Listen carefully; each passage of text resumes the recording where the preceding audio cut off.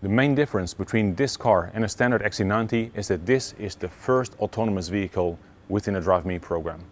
This vehicle is equipped with additional sensors, a LiDAR in the front, additional cameras around, and an autonomous driving brain. With this car we can collect data, and it will be a stepping stone towards the full autonomous vehicles that we design.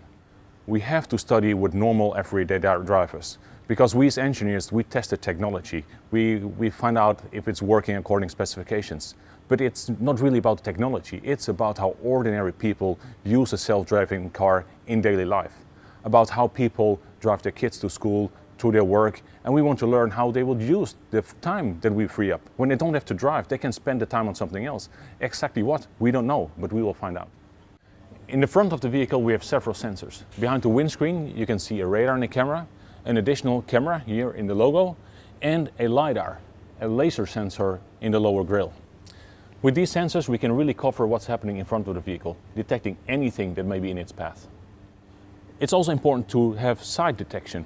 In the rearview mirror we have two cameras, one looking down to detect lane markers but road edges, and one looking rearward in which we can detect cars or motorcyclists coming from the rear.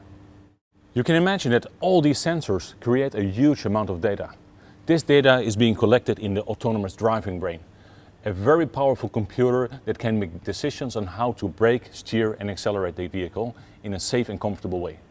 Well, this is Drive Me car number 1, and there are many more to come.